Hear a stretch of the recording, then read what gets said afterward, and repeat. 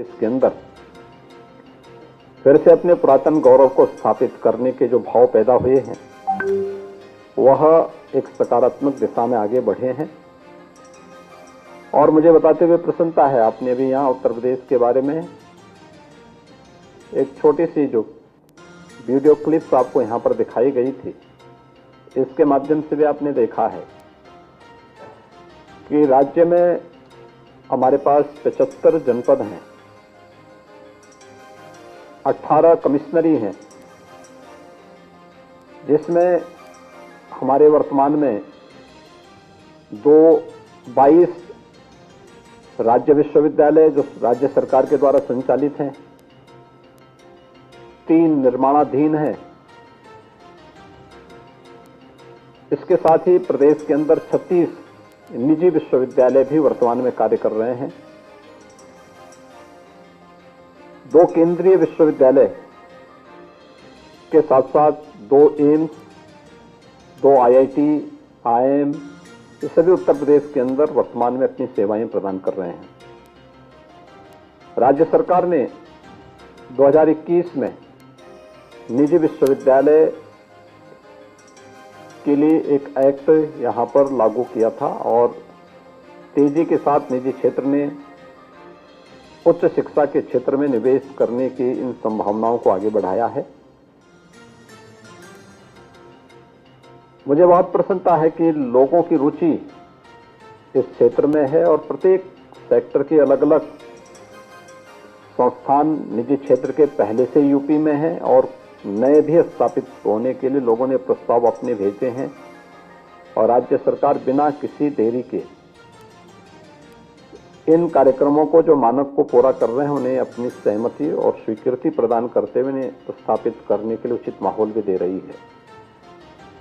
उत्तर प्रदेश आज देश के अंदर सबसे तेजी के साथ उभरती हुई अर्थव्यवस्था के रूप में स्थापित हुआ है। पिछले 6 वर्ष में बदलते हुए उत्तर प्रदेश को आप सब ने महसूस किया होगा और 6 वर्ष के अंदर जो भी उत्तर प्रदेश के अंदर आए हैं उन्होंने यहाँ के आम जनमानस के मन में विकास के प्रति और अपनी विरासत के प्रति एक नई ऊर्जा को भी देखा होगा और इसीलिए आज आपका आगमन उत्तर प्रदेश की दृष्टि से और आपके एक नए निवेश के डेस्टिनेशन के रूप में, एक नए स्थल के रूप में बहुत महत्वपूर्ण हो जाता है। मैं आप सबको आमंत्रित करूंगा कि हमारे पास राज्य स्तर पर वर्तमान में शासन के द्वारा संचालित महाविद्यालयों की, विश्वविद्यालयों की, तकनीकी संस्थानों की एक लंबी श्रृंखला है, लेकिन 2020 में प्रधानमंत्री मोदी जी के नेतृत्व में नेशनल एजुकेशन पॉलिसी लागू होने के बाद जिस एक नई स्वस्थ प्रतिस्पर्धा को आगे बढ़ाने की संभावना है, मुझे लगता है कि उत्तर प्रदेश उसका सबसे महत्वपूर्ण केंद्र बिंदु बन सकता है। और आप सबको मैं आमंत्रित करूंगा कि हमारे बहुत सारे जनपद ऐसे हैं जिन जनपदों में अभी कोई विश्वविद्यालय किसी भी स्तर का, यानी स्टेट यूनिवर्सिटी या हमारी कोई टेक्निकल यूनिवर्सिटी या मेडिकल यूनिवर्सिटी या कोई भी अन्य इस प्रकार का महत्वपूर्ण उच्च शिक्षण संस्थान नहीं है। कॉलेजेस हैं, पॉलिटेक्निक हैं, हमारे पास प्रदेश के अंदर लगभग 1000 के आसपास कॉलेजेस हैं। हमारे पास 2000 के आसपास पॉलिटेक्निक और वोकेशनल एजुकेशन के इंस्टीट्यूशन भी हैं। लेकिन बहुत सारे जनपद ऐसे हैं जहां लोगों की तमन्ना होती है कि हमारे पास कोई एक यूनिवर्सिटी हो, कोई अच्छा ग्रुप आकर के वहां पर क्वालिटी ऑफ एजुकेशन की दिशा में कुछ नया प्रयास प्रारंभ करें। आज का नौजवान इनोवेशन पर विश्वास करता है, वो देखना चाहता है देश और दुनिया में शिक्षा के क्षेत्र में जो कुछ भी परिवर्तन हो रहे हैं वो उस दिशा में अपने कैरियर को आगे बढ़ाना चाहता है। और यह एक अवसर है कि नीप उस दिशा में एक अवसर प्रदान कर सकता है और सभी निजी क्षेत्र का हो या सरकार के द्वारा संचालित कोई संस्थान हो, आज के दिन पर प्रत्येक व्यक्ति के सामने अपने आप को साबित करने की एक चुनौती है और न केवल व्यक्ति के सामने बल्कि संस्थानों के सामने भी। टिकेगा वही जो इस प्रतिस्पर्धा का हिस्सा बनेगा और स्वस्थ प्रतिस्पर्धा का हिस्सा बनते हुए अपने आप को साबित करेगा। यह अवसर उत्तर प्रदेश आपको देगा और इस दिशा में मैं आपसे चाहूंगा कि हम लोग, अभी हमारी निजी विश्वविद्यालय की अपनी पॉलिसी है, लेकिन बहुत शीघ्र हम लोग इस दिशा में प्रयास करेंगे कि जिन क्षेत्रों में,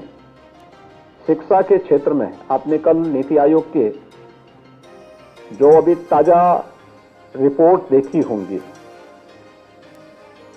2015-16 की तुलना में 2019-20 में उत्तर प्रदेश ने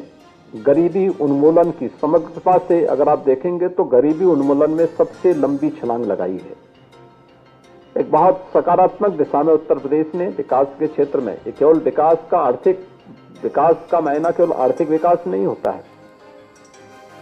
बल्कि बहुआयामी विकास के मायने शिक्षा, स्वास्थ्य, कृषि के क्षेत्र में, स्किल डेवलपमेंट और एम्प्लॉयमेंट के क्षेत्र में क्या कुछ किया है। इस दिशा में जो सकारात्मक परिवर्तन उत्तर प्रदेश के अंदर, जिसे आप सस्टेनेबल डेवलपमेंट गोल को अचीव करने की दिशा में जो प्रयास प्रारंभ हुए हैं,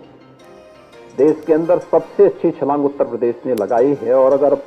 इन 6 वर्षों की आप देखेंगे, इन 6 वर्षों में उत्तर प्रदेश ने लगभग 5.5 करोड़ लोगों को गरीबी से मुक्त करके एक स्वस्थ दिनचर्या और जीवनचर्या को आगे बढ़ाने के लिए उन्हें प्रेरित किया है। एक बहुत सकारात्मक ऊर्जा पूरे देश के देने के लिए होगी है। और इस दिशा में मैं चाहूंगा कि ये बातें इस बात को बताती हैं कि लोग,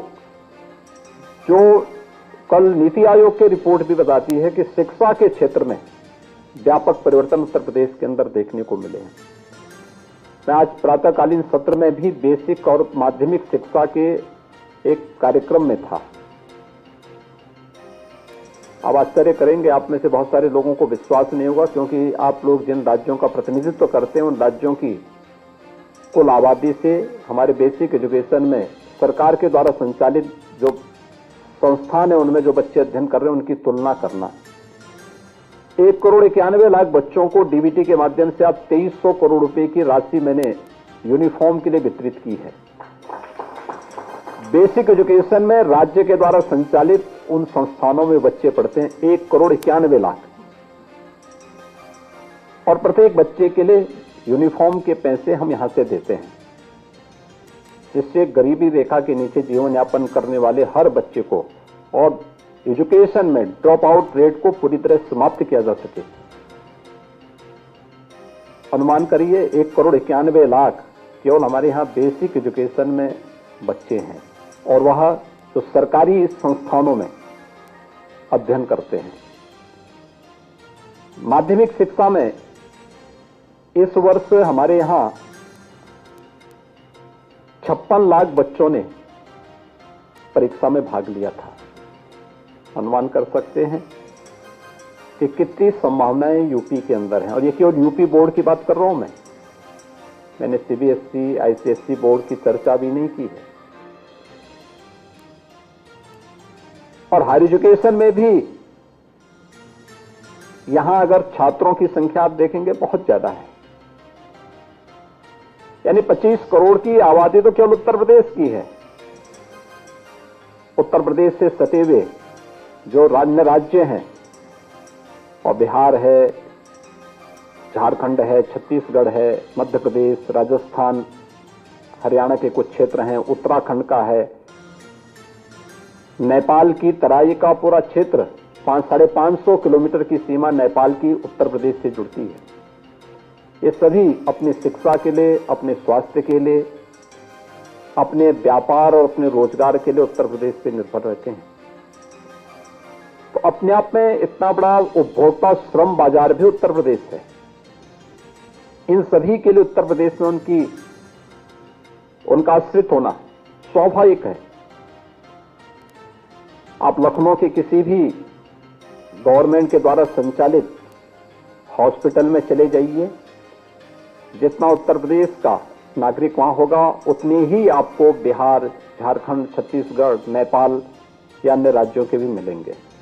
और ईस्टर्न यूपी में कहीं भी आप देख लेंगे, किसी भी जनपद में आपको हर एक जनपद से और नेपाल से भी उतने ही लोग आते हुए वहां देखेंगे कि वे सभी लोग भी यहां अपनी सेवाएं लेते हैं। और हमें सेवा देने में कोई परेशानी भी नहीं है, क्योंकि राज्य के पास क्षमता है, राज्य एक सकारात्मक दिशा में आगे बढ़ा है। पिछले 6 वर्षों के दौरान उत्तर प्रदेश ने अपने इंफ्रास्ट्रक्चर को तेजी के साथ आगे बढ़ाया है, इंटर स्टेट कनेक्टिविटी को बेहतर किया है। प्रदेश के अंदर आज के दिन पर हमारी जो कनेक्टिविटी बहुत अच्छी हुई है। 1 डिस्ट्रिक्ट 1 मेडिकल कॉलेज की तरफ उत्तर प्रदेश बढ़ा है। 1947 से लेकर के 2017 तक उत्तर प्रदेश में केवल 12 गवर्नमेंट मेडिकल कॉलेज बन पाए थे। आज 45 मेडिकल कॉलेज हमारे बन के तैयार हो चुके हैं, 16 पे कार्य चल रहा है। और अब हमने पीपीपी मोड पर जो जनपद हमारे छूटे हुए थे वहां पे मेडिकल कॉलेज की स्थापना का कार्य हम करवा रहे हैं, जिनमें 4 के साथ हमारा एमओयू संपन्न होने के बाद वहां पे मेडिकल कॉलेज की स्थापना का कार्य आगे बढ़ चुका है। शेष अन्य जनपदों में भी हम तेजी के साथ आगे बढ़ रहे हैं। ऐसे ही हम लोगों का प्रयास होगा कि जो जनपद अच्छे विश्वविद्यालय के लिए उस दिशा में प्रयासरत हैं, अभी हम लोगों ने प्रदेश के ही निजी क्षेत्र के द्वारा संचालित संस्थानों को इसके लिए आकर्षित किया है कि अगर उनकी इच्छा है कि वे राज्य विश्वविद्यालय के रूप में मान्यता लें, तो अपनी पूरी प्रॉपर्टी को अगर राज्य को देंगे तो हम उन पर विचार करेंगे। अगर वहां उस जनपद में कोई विश्वविद्यालय नहीं है, चित्रकूट से, शाहजहांपुर से और बागपत से मुझे 3 प्रस्ताव प्राप्त हुए हैं, जहां पर हम लोग एक दिशा में आगे बढ़ना प्रारंभ किए हैं। लेकिन बहुत सारे जनपद ऐसे होंगे जहां पे निजी क्षेत्र को ही विश्वविद्यालय स्थापित करके उस दिशा में कार्य करना होगा। और शिक्षा के क्षेत्र में आपके पास एक लंबा अनुभव है, आपके इस अनुभव का लाभ उत्तर प्रदेश को प्राप्त हो, या उत्तर प्रदेश के प्रति आपका जो आत्मीय लगाव है, उस आत्मीय लगाव को ध्यान में रखते हुए आपको उत्तर प्रदेश सरकार भरपूर सहयोग करेगी और इस दिशा में आवश्यकता पड़ेगी तो हम लोग कुछ उन जनपद जो अभी भी शिक्षा के क्षेत्र में, एजुकेशन के पैरामीटर में अभी भी पीछे हैं, वहां पर हमें